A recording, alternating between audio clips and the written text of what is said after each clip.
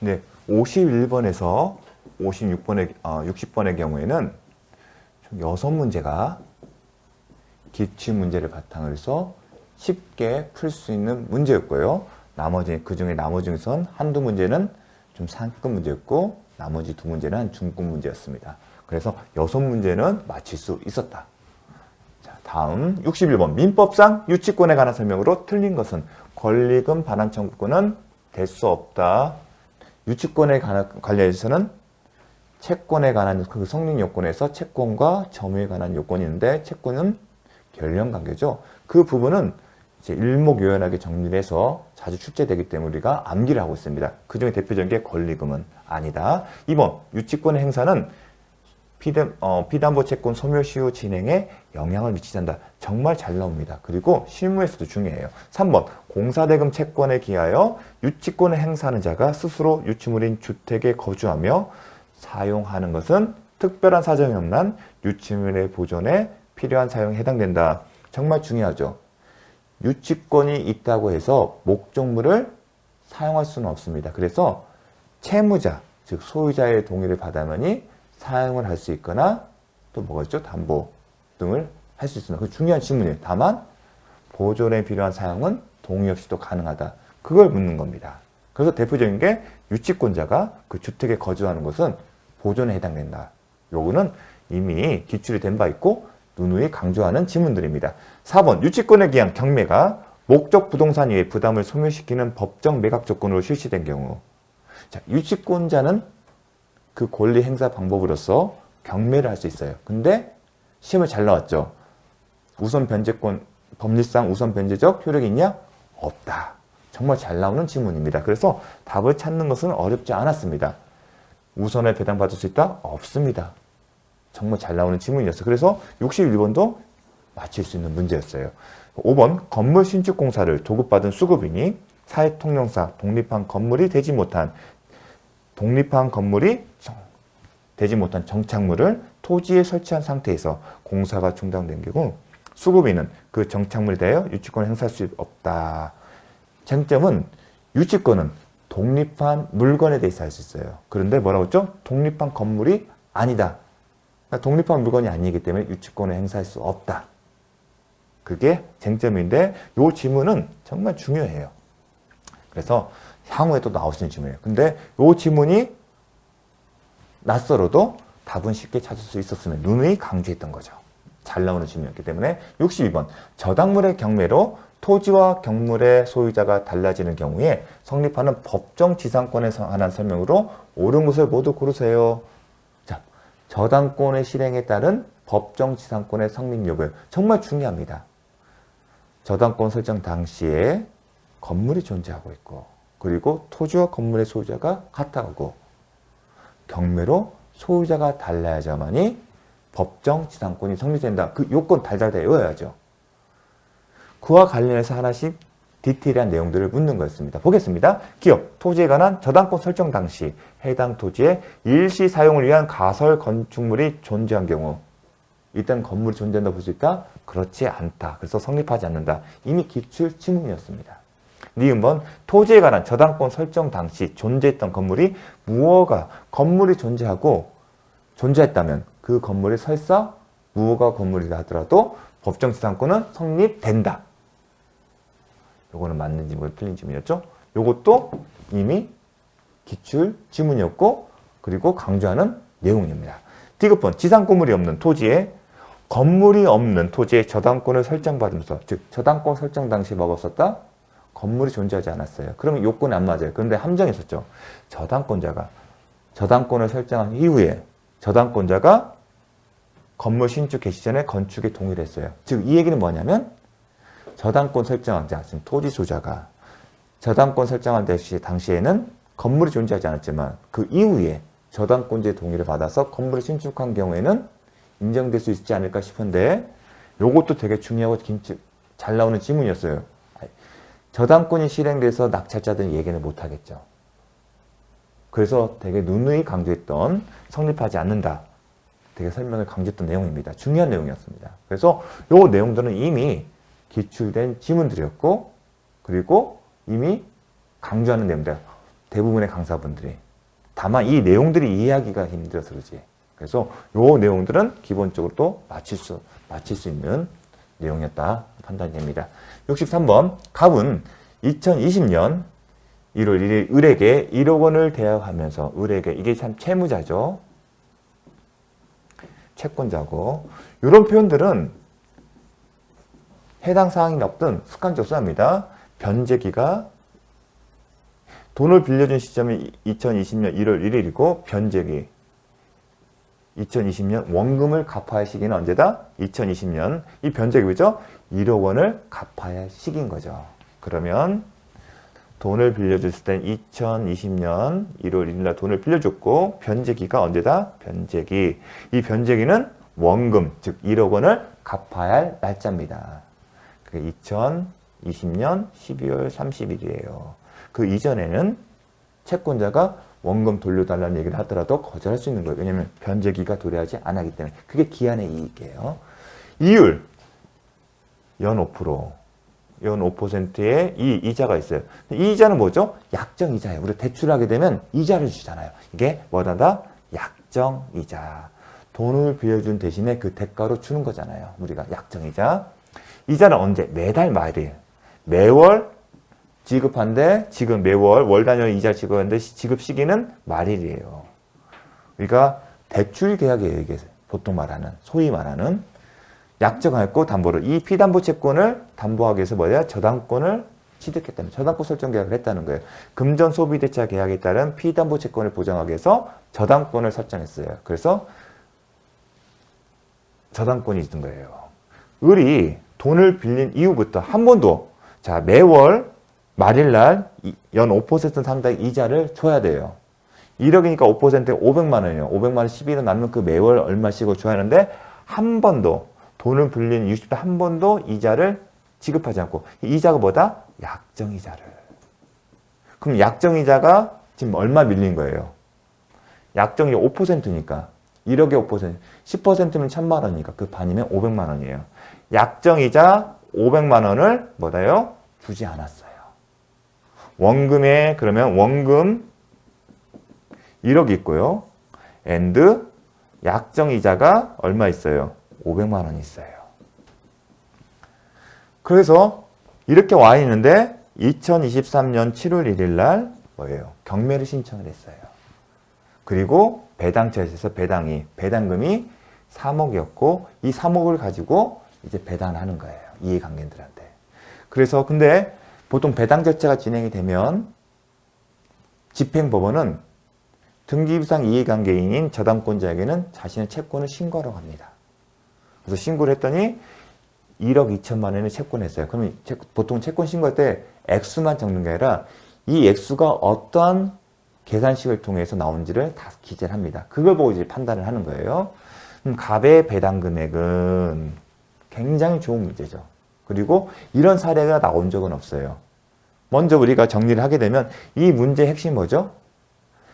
저당권으로 담보된 피담보 채권의 범위예요. 우리는 그 시험에 자주 나왔어요.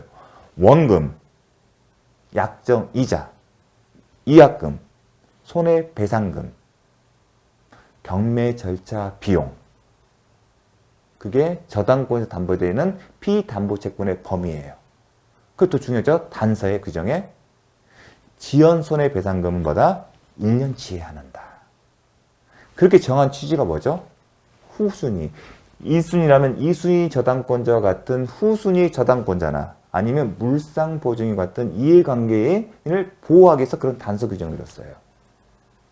그 단서 규정은 그런 2순위, 후순위 저당권자나 아니면 다른 물상보증인 같은 아니면 저당권이 설정된 이후에 목적물을 양수한 그런 사람들과의 관계에서 그 피담보채권 우선변제 효력의 범위와 관련은 우선변제 효력이 인정되는 피담보채권 범위에 대한 제한을 둔 거예요. 누구와 관계에서? 후순위 권리자나 아니면 물상보증인 아니면 저당권 설정 이후에 부동산을 양수받는 소유권 취득한 사람들. 그게 우선변제 효력의 범위가 어딘지를 한 겁니다. 그래서 그걸 묻는 거예요. 다만 여기서 단서였죠. 보다 우선하는 채권자는 없으나 2억 원의 후순위 저당권자. 이 사람 후순위 저당권자이기 때문에 이 사람과의 관계에서 우선 변제 효력의 범위는 얼마인지를 묻는 거예요. 그러니까 쉽지가 않아요. 이론적으로 그 전에 시험은 그게 나왔어요. 이 360조 단서의 의미는 뭐냐? 후순위 저당권자의 관계에서 우선 변제 효력 범위를 정한 거다.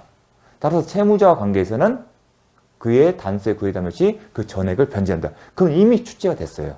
근데 그거를 사례로 맞는 거예요. 그러니까 이론적으로 그럼 아니면 돼요. 그러면 우리가 이제 이 이유는 변제기가 도래가 이후의 이유는 뭐죠? 지연 손해금이 발생이 돼요. 근데 후순위 저당권자가 존재하기 때문에 우선 변제 효력 범위는 어디다? 채권을 신고한 시점까지의 지연 손해금 다 전부가 포함되는 게 아니라 언제까지? 1년치에 대해서만. 21년 12월 30일 딱 1년치의 지연 손해금에 대해서만 우선 변제 효력이 있는 겁니다. 결국은 이 우선 변제 효력의 범위를 묻는 거예요. 5%가 500만 원이죠.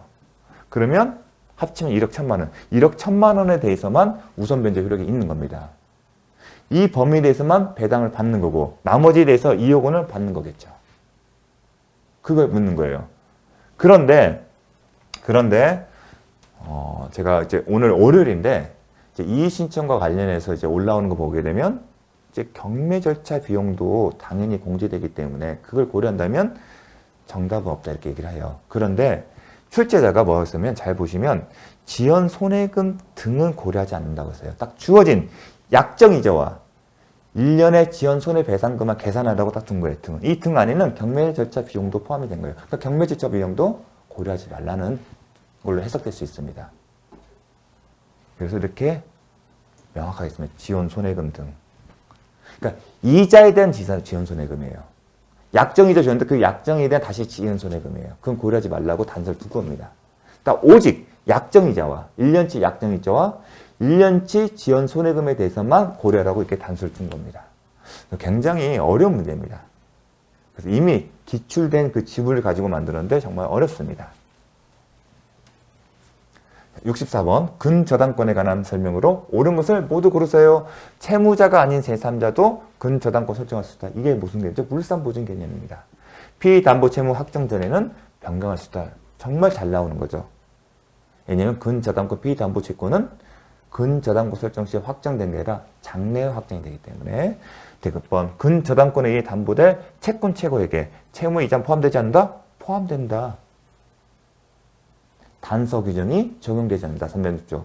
그게 특징이죠. 이 세 가지 지문들은 이미 잘 출제되는 지문이었습니다. 그래서 이건 맞춰야 하는 지문이겠죠. 65번. 민법사 계약에 관한 설명으로 옳은 것은 쌍무, 유상, 편무, 무상. 이걸 묻는 거잖아요. 매대, 환그, 편무는 사무증. 저는 이렇게 였죠.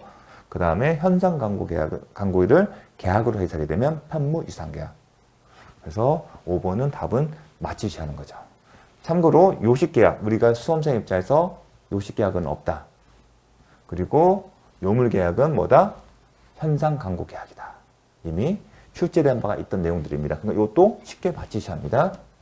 맞히라는 질문이었습니다. 계약의 성립과 내용에 관한 설명으로 틀린 것은 격지자 간의 계약은 승낙의 통지를 발송한 때, 계약은 청약의 통지를 발송한 때 성립이다. 이렇게 지문이 자주 출제됐죠. 그런 식으로 출제된 바 있습니다. 이거 맞는 우리가 알고 있는 지문이에요. 기출지문을 통해서. 2번 관습에 의하여 승낙의 통지가 필요하지 않는 경우 계약은 승낙의 의사표시로 인정되는 사실이 있는 때 성립한다. 최근에 출제된 바 없습니다. 과거에는 나왔던 얘기예요. 의사실현이라고. 그런데 유사직역에 다른 직역의 시험에서는 최근 몇 년 동안에 간혹 출제되고 있습니다. 그래서 모를 수도 있겠죠. 이게 뭐지? 나는 3번 당사자 간에 동일한 내역의 청약이 상호 결정된 이미 이것도 봤죠. 도달할 때 양청약이 이미 기출지문에서 알고 있던 지문이에요. 그 다음에 4번 승낙자가 청약에 대하여 변경을 가하여 승낙한 때는 그 청약의 거절과 동시에 서로 청구한다. 이것도 자주 보는 지문이에요. 이 청약과 승낙과 관련해서 반드시 알아야 할 내용들이에요. 그리고 이미 출제된 바가 여러 번 출제됐습니다. 그럼 5번이 좀 낯설죠. 낯선 지문, 이런 지문을 본 적은 없어요. 다만 이건 뵀어요. 분양 광고는 특별한 사정이 없으면 청약의 유인이다. 따라서 광고를 보고 고객이 매수를 의사를 분양받겠다는 의사가 그게 되면 그게 청약이 되고, 그 청약에 대해서 시행사나 아니면 건축주가 승낙을 해야만이 계약이 성립되고 효력이 발생한다. 그래서 분양 광고는 청약의 유인에 해당된다. 이건 시험에 나왔죠. 그걸 안다는 전제에서 내용을 묻는 거예요. 그러니까 간단한 것 같으면서도 사실 저는 이제 이게 실무가나 공부를 많이 한 사람들은 이게 내용이 딱 와요. 그런데 여러분 같이 이제 민법을 공부하게 되면 이런 문제를 보게 되면 이게 뭐지 싶은 거예요. 결국은 분양의 광고는 청약의 유인이기 때문에 이 유인에 대해서 소비자가 분양 신청을 하고, 그리고 거기에 대해서 오케이를 해야만이 그때 비로소 계약이 된다. 따라서 분양 광고에 있는 내용 자체만으로도 분양 계약 내용이 되지 않는 겁니다. 그렇게 하려면 이 분양 광고의 내역이 계약서에 담기지 않는다. 그런 걸 묻는 겁니다. 그래서 이 질문은 제 개인적으로 되게 굉장한 좋은 지문이고, 그리고 여러분들한테 선뜻 답을 찾기는 쉽지 않았을 겁니다. 근데 1번과 3, 4번 그리고 2번을 알고 있었다면 이 둘 중에서 답을 찾을 텐데, 2번을 알고 있었으면 5번을 답을 찾을 수 있었겠죠. 보겠습니다. 선시공 후분양이 되는 아파트의 경우 준공 전 외형 재질에 관하여 분양 광고에만 표현돼요. 분양 광고는 청약의 유인이다. 따라서 요 분양 광고에 나온 이 내용에 대해서 별도로 청약과 승낙이 있었고 여기 의사 합치가 돼야만이 법률행위 내용이 되는 것입니다. 따라서 분양 광고에만 표현된 내용은 특별한 분양 개정되지 않습니다. 이 얘기냐면 거래 현실이죠. 우리가 모델하우스 가 보니까 되게 좋아 보여요. 우리가 매장 방문 자체가. 그래서 가게 되면 이제 거기에 파견된 직원들 앞에 앉아요. 그때 가서 이제 고객이 나 이거 분양하고 싶다. 그때 이제 청약이 있는 거고요. 근데 청약을 할 때 협상이 이루어지지 않아요. 이미 정형화된 계약서가 있어요. 그 신청한 사람은 이 외형이나 재질을 보고서 마음에 들어 하는데 막상 계약서에는 그런 내용이 없어요. 우리가 현실에서는 이게 계약 내용 당연히 포함됐던 생각하지만 계약서에 들어가지 않는 그런 현실을 반영한 내용입니다. 그래서 쉽지 않은 내용입니다. 근데 현실에서는 자주 일어나는 일입니다. 요와 관련된 예외적으로는 특별한 사정이 없다는 얘기는 특별한 사정이 있는 경우는 분양 계약 내용을 봐요. 그래서 실무가 입장에서는 현실에서는 되게 중요한 판례입니다. 그래서 이것도 2번만 알았으면 답을 찾기 쉬웠을 텐데 2번을 몰랐으면 좀 혼동이 있었을 겁니다. 67번 계약 체결상의 과실 책임에 관한 설명으로 옳은 것은 모두 고르세요. 계약 체결상의 과실 책임을 전면으로 묻는 문제는 없었습니다. 최근에.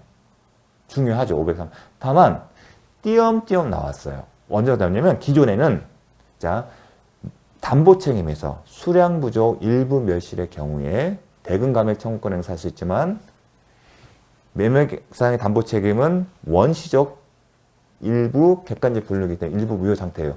그 경우에는 535조나 아니면 부당이득 반환 청구할 수 없다. 그 지문 나왔어요. 그게 바로 이거죠.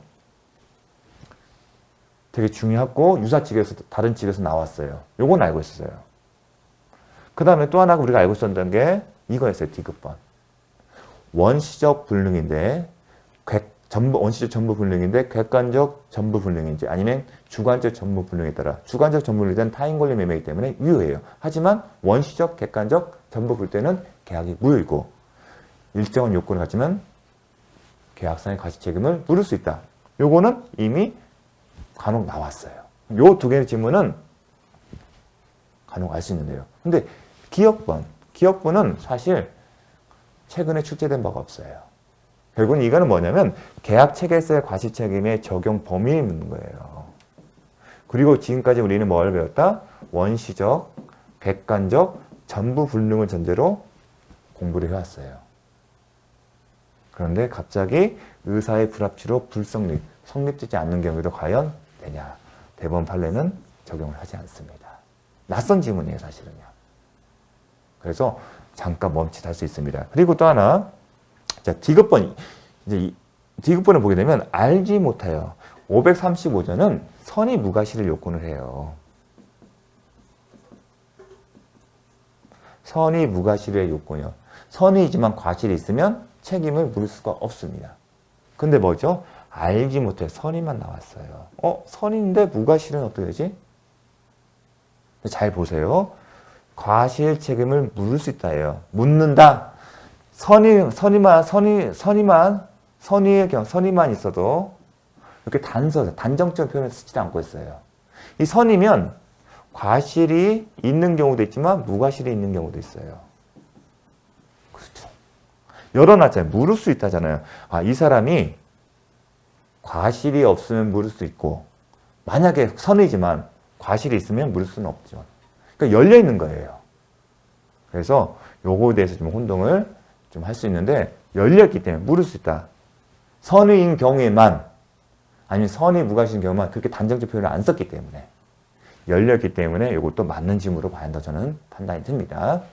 자, 그래서 이것도 이렇게 쉽지는 않았습니다. 68번 동시에 항변권에 관한 설명으로 틀린 것은 서로 이행에 완료된 쌍무계약이 무효로 된 경우 반항은 동시행하겠다. 이미 기출된 지문이었습니다.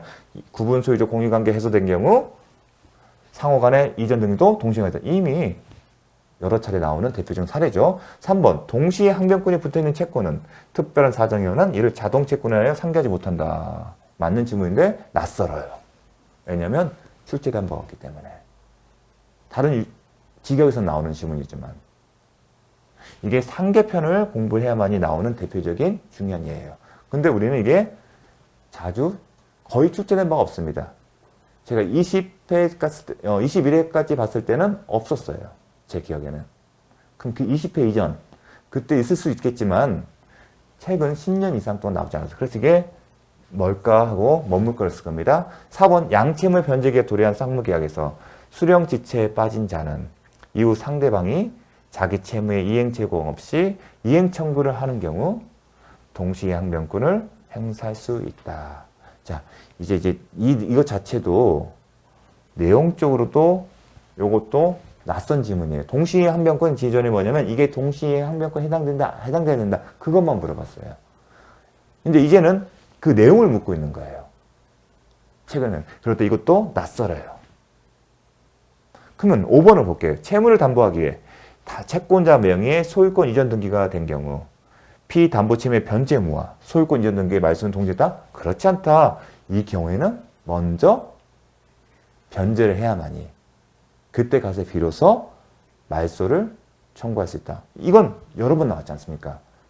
그래서 임차권 등기도 마찬가지고요. 그래서 3, 4번은 낯설지만 5번은 명확하게 그리고 누누이 강조되는 지문이죠. 자주 출제는. 그래서 맞힐 수는 있었던 겁니다. 그래서 특징은 뭐냐면 기존까지는 동시에 항변권은 이런 식으로 동시에 있다, 아니다 이것만 보았어요. 근데 이제 내용까지 물어보는 겁니다. 그래서 향후에는 이 동시에 항변권의 내용까지도 왜냐하면 동시에 항변권 중요하기 때문에 이 내용까지도 공부하지 않을까 싶습니다. 다음 69번 갑은 X건물을 을에게 매도하고 매도하고 을로부터 계약금을 받았대요. 계약금을 지급했대요. 계약금. 매수인이에요. 그 후 갑과 을의 기책 사유 없이 X건물이 매수이 되었다. 그 후 그러면 후발적 이행 불능 딱 기억해야죠. 후발적 이행 불능은 이혼 부담의 문제다. 딱 감이 오셔야죠. 다음 설명지 옳은 것을 모두 고르세요. 갑은 을에게 잔대금의 지급을 청구할 수 있다. 이건 뭐죠? 양 당사자의 기책사유 없이 후발적 이행 불능은 누가 이혼을 부담한다? 채무자가 그 이혼을 부담한다. 그 내용이 뭐죠? 채무자 그 이혼을 부담하는 얘기는 자 갑의 의무, 소유권 이전 등기 의무는 자신의 기책 사유 없이 소멸된 거기 때문에 이전 등기 의무는 이제 없어요. 근데 채무자 이혼 부담이기 때문에 갑은 을에 대해 상대해서 뭘 할 수 없다? 매매대금 지급을 청구하더라도 을은 이를 거절할 수 있다. 왜냐면 채무자 이혼 부담에. 채무자 이혼 부담은 그 얘기죠. 갑은 을을 상대로 돈 달라는 얘기를 못한다. 만약 그 얘기하게 되면 을은 네가 채무자는 네가 그 이용을 부담하기 때문에 나는 지급할 의무가 없다. 오히려 내가 너한테 준 계약금을 돌려줘. 그걸 청구할 수 있다. 뭘로? 부당이득. 결국은 그 얘기는 뭐죠? 채무자 의무등은 이 계약 자체가 효력이 없다는 것을 전제로 얘기하는 거예요. 그렇죠. 결국은 이 채무자 의무등은 결국은 기억하기 뭔다? 청구할 수, 매매대금 청구할 수 없다. 그리고 을이 갑에게 지급한 계약금에 반환을 청구했을 때 뭐는 계약이 효력이 없다는 거예요. 근데 구분한 게 뭐죠? 대상청구권. 대상청구권은 달리 뭐가 있죠? 이건 계약의 효력을 있음을 전제로 하는 거고,